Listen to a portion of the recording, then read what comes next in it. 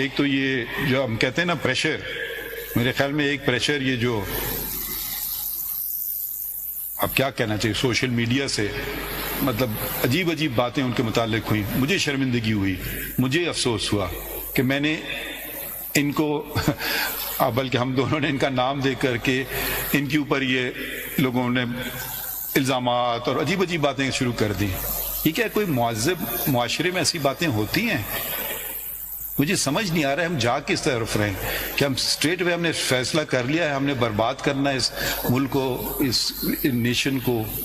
بھئی ایک شریف اگر آپ کو کوئی اختلاف ہے تحریری طور پہ آپ لکھ سکتے تھے، کسی وکیل سوال چھوڑ کے جا رہے ہیں، آپ سوچئے سمجھیے۔ آج مجھے پتا ہے آپ بھی نوٹس پہ نہیں ہیں، میں صرف وضاحت کر دوں کہ ہم 7 ججز کیوں آج بیٹھے ہیں اور فل کورٹ کیوں نہیں بیٹھا ہے، کیونکہ صرف 7 ججز ہی اسلام آباد میں اویلیبل تھے، کیونکہ باقی ججز نے اپنی ریکویسٹ پہ، میں نے ان کو نہیں کیا ہے، ہم بھی ذرا جمہوریت کے تقاضوں پہ بلیو کرتے ہیں، کچھ کراچی میں ہیں اور کچھ لاہور میں ہیں، تو ہم شاید فل کورٹ تشکیل دے دیں اگلی دفعہ، ٹھیک ہے؟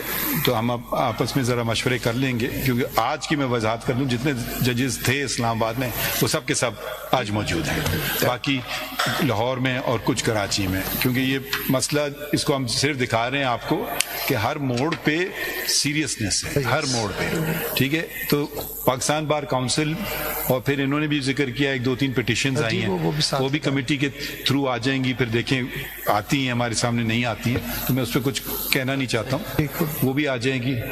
تو پھر ہم آئی تھنک کچھ اور رہ گیا بس یہی اس میں یہ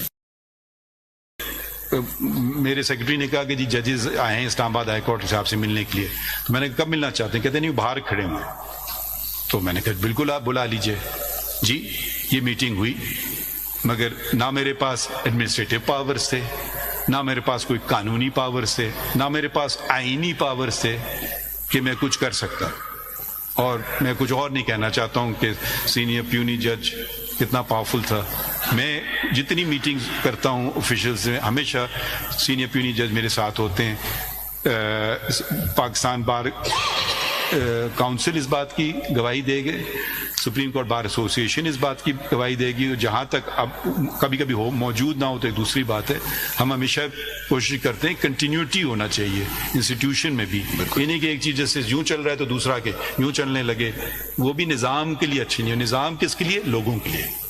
ایک طریقہ کار ہے تو مشاورت سے کریں، ہو سکتا ہے میرے سینئر پیڑھیوں کہیں آپ یوں چلیں، ہو سکتا ہے میں یوں جانا چاہوں، مگر کہیں ہم بیچ میں سمجھوتا کرنے یا نہ کریں وہ ایک الگ بات ہے، مگر بیٹھنا تو چاہیے، سننا تو چاہیے، چلنا تو ساتھ چاہیے نا، وہ ایک الگ بات ہے، آپ متفق ہو سکیں یا نہ ہو سکیں۔